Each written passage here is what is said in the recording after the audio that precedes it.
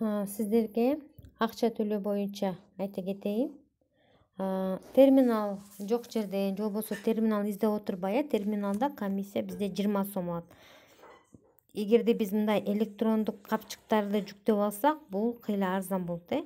Менде Элсом бар, бирок Элсом иштетип көрө элекмин. Ошондой эле Ошка бар, Оптимадан да төлөсө болот, ошондой эле Мегапей. Оптимадан төлөсө дагы жакшы, кандай десем, бияктан Фаберликке эме албайт да, комиссия албайт. Мегапейде 5 сом алат.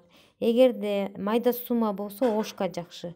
Ошон үчүн булардын баардыгы сизде болгону жакшы болот да. Менде Оптимада азыр эчтеке деле акча жок болуш керек. Бул в основном Ошканы кандайга колдономун?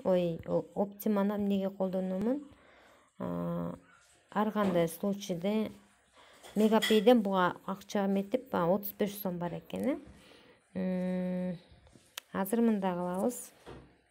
Так, Мегапейден келиңиздер, Мегапейден.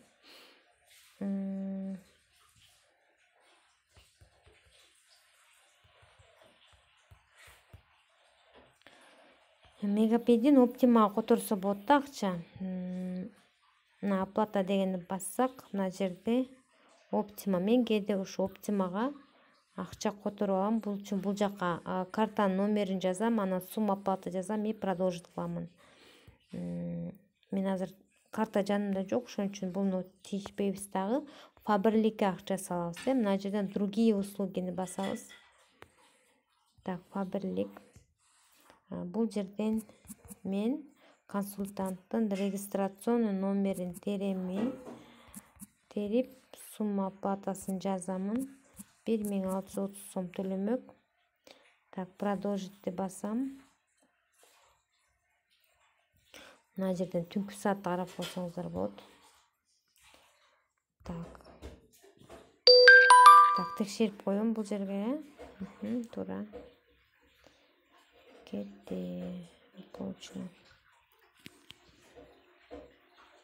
Так, другой раз. Анан мындай майда сумманы Ошкадан которгон жакшы. Азыр бирөөнү жетпей атат акча, 30 канча сом жетпей атат. Ошону да сала кетелик. Так, оплата деп туруп, сотовый операторы Ошка.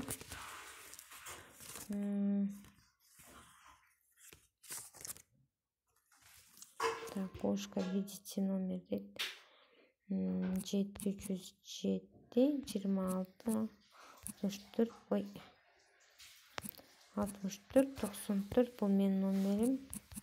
100 сом салабыз менин номериме. Автоматически коебуз.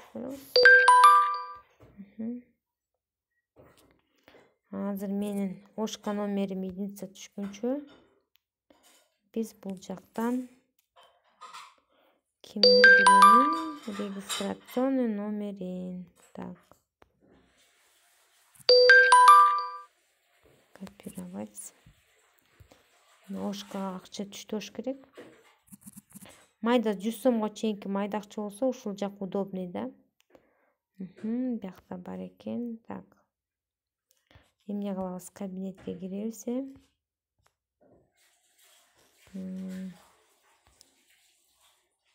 О деньгини бастык. Мына жерде о деньгини бастык.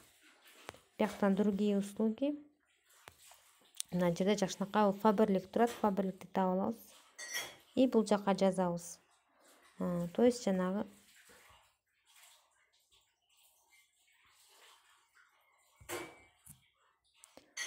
копировать эткенибизди вставить кылабыз. Мында кашаларын бирин удалить этебиз. Продолжить. 85 сом жетпей аткан. Көрдүңүздөр, бул жерде 1%. Мына 100 сом, например, 80 сомго 85 сомго плюс комиссия. Комиссия алган жок. 85 сом 85 тыйын алыптыр. Вот 1% менен 85 тыйын алды. Эң аз сумма болсо Ошкадан которуп коесуздар да. Все. ушинтип өзүңүздөргө электронный кошелек скачать этип алыңыздар да өзүңүздөр эле Faberlic'ке төлөй бериңиздер.